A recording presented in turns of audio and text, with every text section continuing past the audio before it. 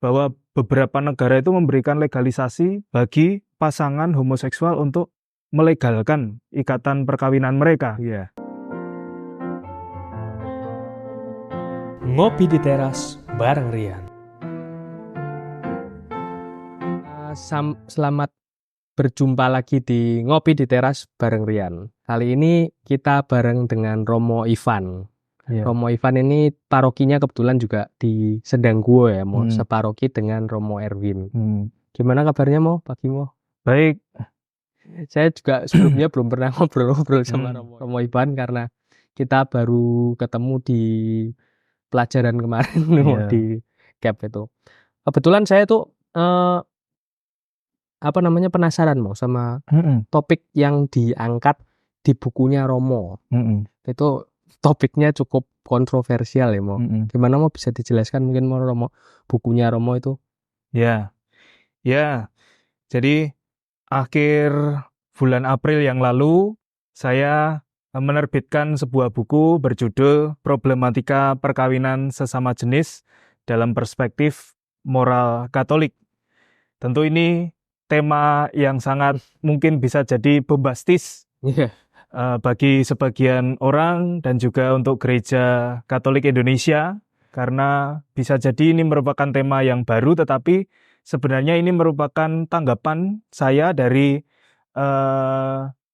apa yang diserukan oleh Paus Fransiskus dalam dokumen Fiducia Supplican untuk kemurahan rohani, kemurahan berkat bagi pasangan kaum homoseksual itu. Jadi mengapa kemudian saya tertarik untuk menerbitkan buku ini untuk menanggapi, untuk juga memberikan literasi bagi umat untuk memahami apa yang diserukan kebaikan hati dari Paus Fransiskus, khususnya untuk memberikan berkat bagi kaum homoseksual, dalam hal ini gay dan lesbian. Itu latar belakang Romo, dengar-dengar dari tesisnya Romo dulu ya? Mendasari pribadinya Romo kok pengen mengangkat tema ini tuh apa? Kalau alasan pribadimu? Ya, sebenarnya apa yang saya tulis ini adalah garapan saya ketika saya mengambil master, magister, S2 untuk teologi moral seksual. Waktu itu saya berhadapan dengan pelbagai pengalaman teman-teman dari Arus Pelangi, kemudian juga kaum waria, kaum lesbian, dan gay yang cukup banyak di Indonesia ini, yang dalam arti tertentu terdiskriminasi oleh masyarakat karena perbedaan orientasi seksual mereka.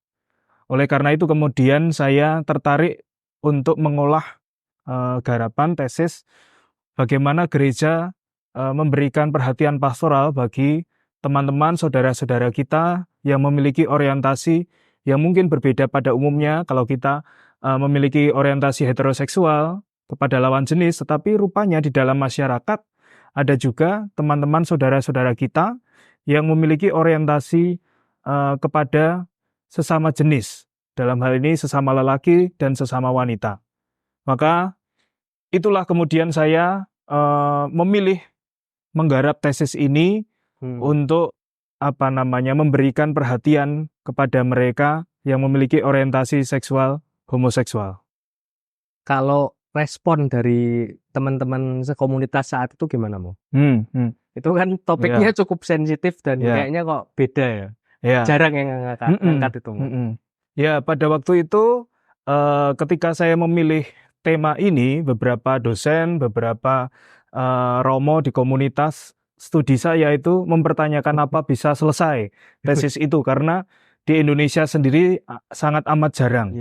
Tetapi waktu itu saya karena senang belajar, senang mencari literasi dari mana-mana, saya yakin mendapatkan sumber banyak terkait hal ini, karena pada waktu itu tahun 2018-2019 itu sudah mulai marak di dunia bahwa beberapa negara itu memberikan legalisasi, memberikan persetujuan bagi pasangan homoseksual untuk melegalkan ikatan perkawinan mereka.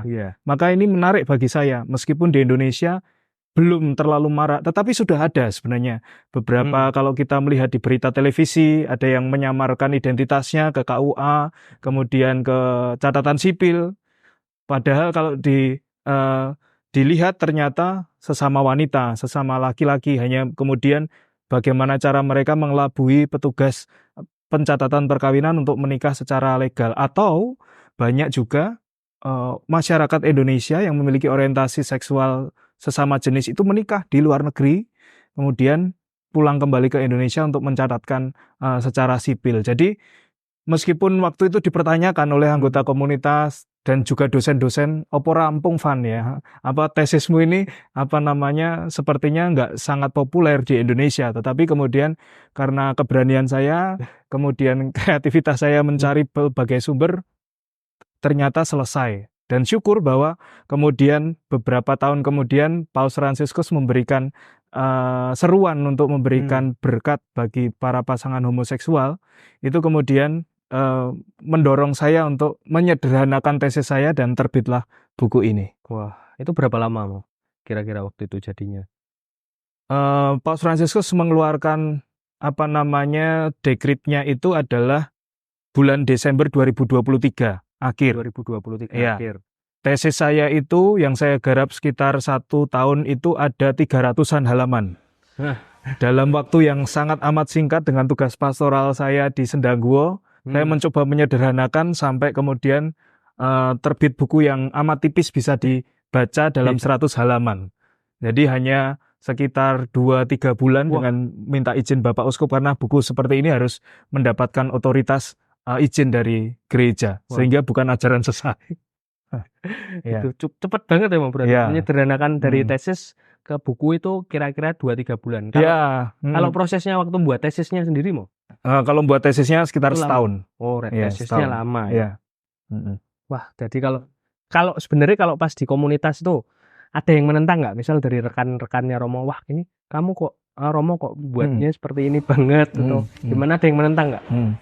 Ya nggak boleh, kayaknya ini tuh nggak boleh, ini nggak boleh disentuh atau gimana topik ini? Ya, kalau menentang secara isi dalam arti tertentu tidak terlalu banyak pertentangan, tetapi kemudian mereka mempertanyakan apakah bisa selesai, karena beberapa Romo MSF itu kan tidak kemudian semua distudikan S2. Saya kebetulan diminta oleh pimpinan untuk studi S2. Targetnya adalah selesai S2.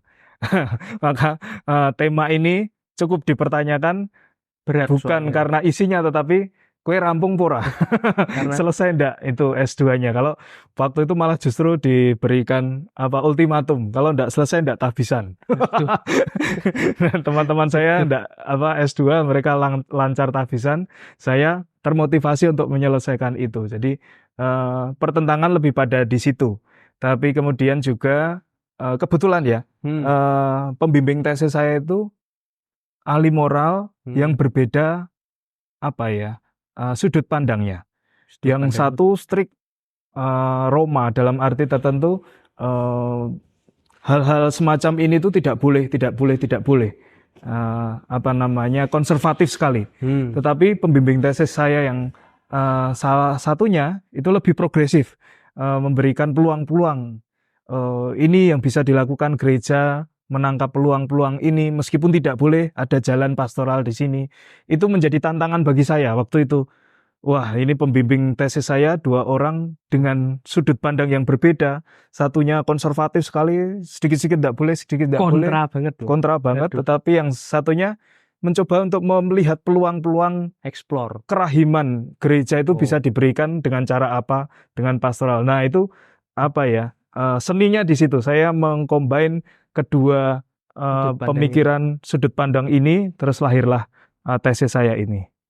Kalau mungkin bisa dijelaskan ke yang nonton video ini, kira-kira isi dasarnya buku ini apa? Ya. Jadi biar ada gambaran, saya bakal beli buku ini. Ini tuh tentang apa sih sebenarnya gitu loh. Ya. Baik. Sebagaimana tadi saya sampaikan ya, bahwa judulnya Problematika Perkawinan Sesama Jenis. Artinya yang di dalam ini saya mencoba untuk memberikan pengertian, memberikan pemahaman terkait problematika permasalahan perkawinan sesama jenis, same-sex marriage itu sendiri.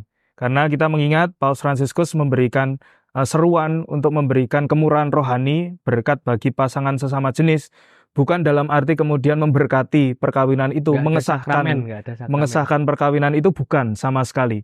Yang dimaksud adalah Paus Fransiskus menanggapi orang-orang di luar sana yang sudah mencatatkan diri atau melegalkan ikatan perkawinan sesama jenis di luar negeri, kantor sipil mereka. Apakah kita gereja kemudian menyingkirkan mereka? Artinya kalau seperti itu mereka sudah jatuh tertimpa tangga. Artinya Paus Fransiskus ingin memberikan perhatian pastoral kepada mereka juga, meskipun mereka hidup dalam irregular status ya, bukan perkawinan heteroseksual pada umumnya yang diakui oleh gereja, tetapi kemurahan hati gereja itu ingin merangkul mereka, memberikan berkat itu dalam arti seperti halnya kita menerima berkat-berkat yang lain. Nah, di dalam buku ini, sebelum masuk ke poin itu, saya juga menguraikan sedikit tentang latar belakang orang memiliki orientasi homoseksual, baik gay maupun lesbian. Karena menurut saya juga ada dua faktor yang mempengaruhi, faktor nature-nya dan juga nurture. Artinya dari sononya, kodratnya itu kadang orang berpikir itu dari sononya begitu, tetapi kemudian ada beberapa ahli yang mengatakan tidak ada yang namanya genetik gay dan homoseksual atau lesbian, tetapi pengalaman-pengalaman hidup yang menyertai latar belakang pendidikan di dalam keluarga itu juga mempengaruhi.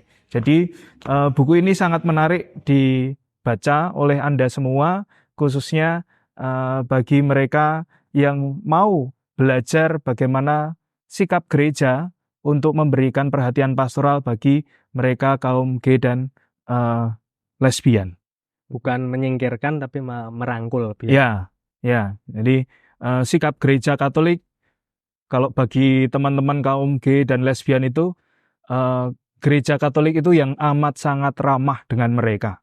Oh, gereja Katolik justru yang paling ramah. Betul. Meskipun dalam arti kita strict, dalam arti memegang keluhuran martabat perkawinan itu adalah laki-laki dan perempuan, tetapi secara manusia, martabat manusia mereka diterima lebih daripada yang lain. Bahkan Paus Fransiskus pernah mengatakan ketika ditanya bagaimana sikapnya kepada kaum LGBT, lesbian, gay, biseksual, transgender itu, Paus Fransiskus mengatakan, siapakah aku ini? Aku bukan Tuhan yang menghakimi mereka. Dalam hal ini, Paus Fransiskus pun menyadari kita gereja itu tugasnya mencintai, mengasihi, bukan menghakimi. Dan itulah kemudian dituangkan di dalam seruan Fiducia Supplican. Paus Fransiskus mengajak juga membuka ruang bagi berkat bagi mereka pasangan gay dan lesbian ini. Kalau Romo sendiri tuh mungkin ada cerita dari yang pasangan gay atau lesbian ini yang benar-benar membekas, yang jadi menginspirasi Romo untuk mengangkat topik ini apa enggak? Apa mungkin ada kenalan sebelumnya kira-kira terus jadi bakal terus Romo pernah ngobrol-ngobrol langsung atau gimana gitu dari yang pasangan yang sudah pernah melakukan pernikahan ini? Kalau di Indonesia sendiri belum ada, artinya yang speak up kepada saya untuk pasangan sesama jenis legal. Tetapi mereka yang memiliki orientasi seksual sesama jenis, mungkin punya gebetan, punya pacar sesama jenis, itu banyak yang menyampaikan hal itu. Biasanya juga kaum lesbian itu juga banyak rupanya. Kalau laki-laki sama laki-laki gandengan itu kan kelihatan banget ya. Tapi kemudian kalau perempuan itu rupanya tidak kelihatan dan rupanya banyak. Dan semua itu hampir dipengaruhi oleh masa lalu, luka-luka batin masa lalu. Sehingga sebenarnya sebelum kita artinya menerima kondisi mereka, sebenarnya kita juga membuka ruang bagi mereka untuk dalam arti tertentu mengobati apa yang terjadi pada masa lalu. Syukur-syukur kemudian mereka bisa kembali memiliki orientasi yang sebagaimana umumnya dan menikah dengan lawan jenis itu. Gini Mo, biasanya kan kalau kita sendiri ya, maksudnya sebagai Katolik, walaupun Paus sudah menyerukan untuk kita tidak ngejudge, tapi kadang kita sendiri kan banyak lah umat, sebagian besar mungkin tetap ngejudge lah. Kalau lihat kaum yang transgender, terus gay, lesbian itu mereka biasa menyingkirkan aksinya Romo Dan mungkin apa yang sudah dilakukan Romo di gereja ini mungkin buat ngajak biar orang-orang bisa lebih merangkul, bukannya menyingkirkan, mengucilkan dan sebagainya. Itu gimana, Mo? Ya, konkretnya Konkretnya adalah bagaimana mereka ini biasanya karena tidak diterima oleh masyarakat berkumpul dalam sebuah komunitas. Oh iya. Nah, komunitas-komunitas ini sebenarnya bisa didampingi secara berkala oleh gereja. Misalnya daripada mereka pergi kemudian seks bebas dan sebagainya, alangkah lebih baik justru kelompok-kelompok ini didampingi untuk misalnya pendalaman kitab suci, persekutuan doa. Jadi gereja memberikan sapaan pastoral dalam arti menyapa mereka, memberikan tempat sejauh porsi yang bisa mereka buat di dalam gereja. Jadi bentuk rangkulan, bentuk perhatian itu kemudian bagaimana gereja memberikan tempat bagi mereka yang ingin mengenal Tuhan. Karena banyak juga kaum LGBT ini, kaum lesbian, gay, waria itu juga kemudian ingin aktif di dalam hidup menggereja. Oh iya. Hanya saja kemudian karena mereka merasa sendiri, terasing, minder juga ya, Mo. mereka enggan ke gereja. Maka kalau ada mereka sudah berkumpul dalam sebuah komunitas, lebih baik juga mereka diberi tempat. Mau persekutuan doa di gereja silakan, ya. Kemudian mau mengadakan rekoleksi, mengadakan retret, didampingi secara khusus, misalnya melihat masa lalu, kemudian apa yang bisa dibuat untuk kebaikan bersama, itu saya rasa baik sekali, ya. Kalau di Sendang Gua sendiri, Romo sudah ada yang seperti itu belum, Mo? Belum ada, karena saya sendiri juga baru beberapa bulan ya, hampir setahun di Sendang Gua ini. Belum ada yang dalam arti tertentu speak up, tetapi ada beberapa paroki lain yang sudah menghubungi saya. Ternyata mereka tergabung komunitas itu di dalam UBK, Umat Berkebutuhan Khusus. Ya. Umat Berkebutuhan Khusus. Rupanya beberapa gereja, beberapa paroki sudah memberikan perhatian secara khusus kepada mereka. Dulu kita melihatnya umat berkebutuhan khusus itu yang difabel dan sebagainya. Difabel. Tetapi rupanya beberapa paroki memperluas cakrawala UBK ini, termasuk juga teman-teman dari kaum LGBT ini.